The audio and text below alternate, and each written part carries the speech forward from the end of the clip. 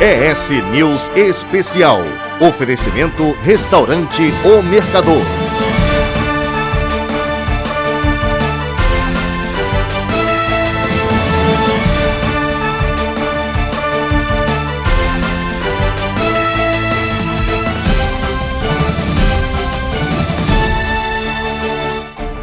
O ES News Especial está no ar com o resumo das notícias da semana. No programa de hoje você vai ver: Rose de Freitas participa da rodada de entrevistas com candidatos ao Senado. Mulheres são maiorias nas lideranças das novas empresas. Emprego na indústria preocupa presidente da Federação das Indústrias do Estado. E os comentários de Antônio Marcos Machado e Eurípides Pedrinha sobre economia e negócios. Esses e outros assuntos agora no ES News Especial.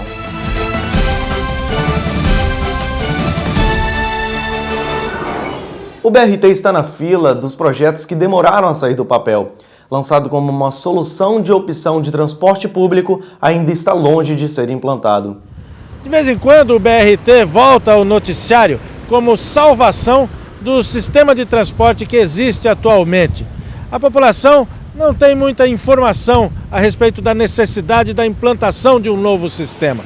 Para falar a verdade, as pessoas com quem nós conversamos aqui na Grande Vitória não sabem nem do que se trata. Sabe o que é BRT? Não tenho a mínima ideia. Não tenho ideia. Deu um branco agora. BRT, desconheço. Eu não sei dizer. Eu acho que é referente a alguma coisa, rodovia, estrada, mas eu não sei o que é. BRT, não, eu desconheço o que é isso, entendeu? O que é BRT? O que é BRT? O BRT é uma sigla em inglês que significa transporte rápido por ônibus. Os coletivos circulam por corredores exclusivos, logo fogem dos engarrafamentos, retenções, do verdadeiro caos ao qual a população é submetida. O projeto foi apresentado no governo anterior e percorreu quase todo o atual governo, sempre num ritmo que se assemelha ao trânsito na Grande Vitória, devagar, quase parando. Por enquanto, a única coisa certa é a dura realidade de quem circula todos os dias pela cidade de ônibus ou de carro próprio. Apesar do desconhecimento de boa parte dos capixabas, o BRT aos poucos vai saindo do papel. Algumas obras preparam a região para os corredores por onde os ônibus vão passar. A Avenida Leitão da Silva é um exemplo disso. Esse deve ser um dos principais trechos de passagem dos novos ônibus. Nós já começamos a licitação do BRT, ela foi dividida em 2 etapas, que é o que a gente chama de pré-qualificação. Nós já temos 4 empresas pré-qualificadas, 4 consórcios pré-qualificados, onde agora nós vamos lançar a última fase dessa licitação, que é o edital de preço. Então nós já concluímos o projeto, concluímos o orçamento, está passando por uma revisão da nossa Secretaria de Controle, que isso é uma questão interna do governo, tem que fazer essa revisão. A partir daí nós esperamos já em breve estar publicando a última fase, para que essas 4 empresas pré-qualificadas possam apresentar o preço. Quem der o menor preço é a empresa que vai iniciar, começar e terminar a obra do BRT. Mais de 80% das empresas abertas em um ano aqui no estado são de comércio. E olha que interessante, mais da metade são comandadas por mulheres. A cada loja que entramos, as mulheres estão no comando e quem apenas é funcionária tem o sonho de abrir o próprio negócio.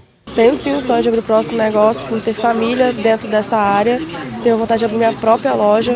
Estou trabalhando agora na área, aprimorar meus conhecimentos para abrir minha própria loja no futuro. Sim, seria no ramo alimentício. Para uma vida independente, que é um sonho de realização, para mim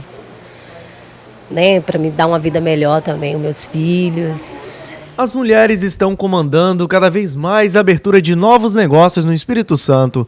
Dados revelados pela Agência de Desenvolvimento das Micro e Pequenas Empresas, a ADERES, a partir da pesquisa feita aqui no estado com mais de 10 mil pessoas, mostra que 54,8% dos empreendedores são mulheres.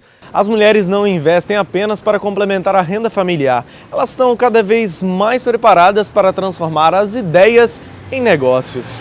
Segundo o diretor-presidente da ADERES, o chamado sexo frágil tem ao mesmo tempo a sensibilidade e o punho forte para administrar, pois elas já estão acostumadas a controlar a família. Nas características empreendedoras, as mulheres elas levam algumas vantagens, com os homens pela sensibilidade, flexibilidade, comprometimento, perseverança. Mas, ao mesmo tempo, as mulheres têm muitos desafios para elas empreenderem, né? Que é a questão de conciliar a vida do lar, né, a vida pessoal, com a vida profissional, com a vida do empreendimento, né? Então, a mulher, para se envolver no negócio que ela se empreende, que ela se propõe a empreender, ela tem assim muitos desafios, né? Nos últimos anos, as mulheres têm amadurecido muito nesse aspecto, têm aprendido a lidar com as barreiras delas, né, com as dificuldades que elas têm. Eu acho que é por conta disso que a gente vê esse reflexo das mulheres aumentar tanto seu percentual de empreendedorismo no que tange aos homens por conta dessas facilidades que elas têm. O assunto agora é economia com Antônio Marcos Machado.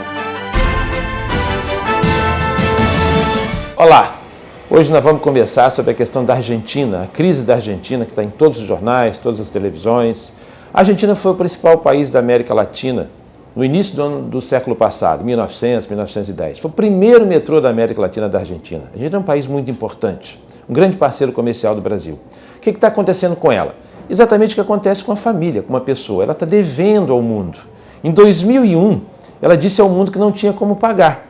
E aí pediu, então, um ajuste de contas, um acordo. Assinou um acordo que ia pagar de tal maneira. Nós estamos em 2014 e os credores não conseguiram receber a maior parte desse dinheiro. Então, estão entrando com ação em diversos setores, em diversos países, para receber esse dinheiro. O que é isso? Todo país tem uma coisa chamada balanço de transações correntes. Pagamentos que recebe e pagamentos que faz. Por exemplo, quando importa, tem que pagar. Quando exporta, tem a receber. E, além disso, gasta com a sua manutenção. As suas escolas, os seus parques, seus funcionalismos públicos, as prefeituras, tudo que precisa fazer. Essa conta tem dado negativa para a Argentina. E a presidente Cristina não tem conseguido equacionar isso internamente. Ou seja, arrecadar mais do que gasta. Por isso que o Brasil tem feito o dever de casa há mais de 12 anos. Gera superávit fiscal primário, ou seja, gasta menos do que arrecada.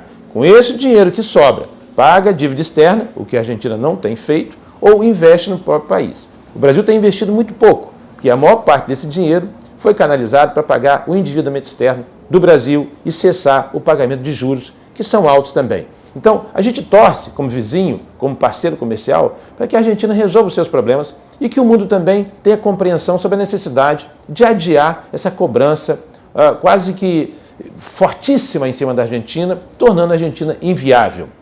Esses títulos que a Argentina deve passaram das mãos dos credores para outros credores. Por isso que são chamados fundos abutres, né? Essas pessoas querem ganhar dinheiro em cima desses títulos. A gente torce para que tudo dê certo no final. E quando o assunto é negócios, é hora de ouvirmos o nosso comentarista Eurípides Pedrinha. Cenários de incerteza, momento político eleitoral duvidoso, ideias de crise a caminho. O negócio é o seguinte: seria um bom momento para investir? Uma das boas formas de se empreender no mercado duvidoso são os modelos de crescimento por franquia, uma modalidade de negócio que não para de crescer em todo o país e que cada vez mais atrai empreendedores ávidos por modelos de negócio que possam oferecer bons retornos e oportunidades de redução de risco. Mas afinal, o que é investir numa franquia? Será um bom negócio para você?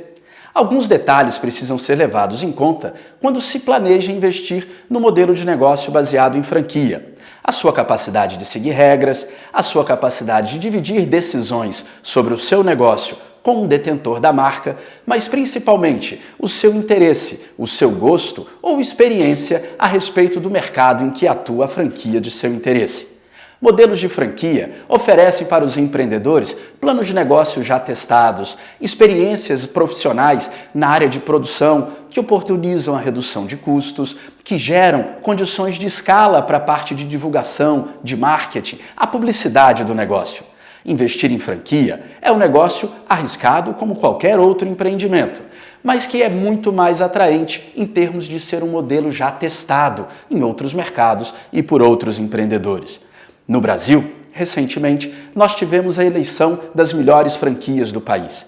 Feiras de negócios inteiras discutindo oportunidades para se franquear. Ramos de alimentação, ramos de vestuário, ramos de educação têm demonstrado forte e sólido crescimento.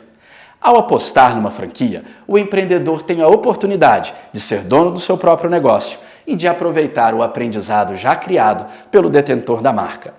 Bem, pense um pouco nisso. Quem sabe franquear não é uma boa opção de negócio para você. Onde vão parar os números das atividades das indústrias do Espírito Santo e do Brasil? Para o presidente da Federação das Indústrias, o futuro é preocupante. Mais de 50% da economia capixaba é ligada ao mercado internacional. A nossa indústria, nos 2 últimos anos, ela decresceu, a verdade é essa.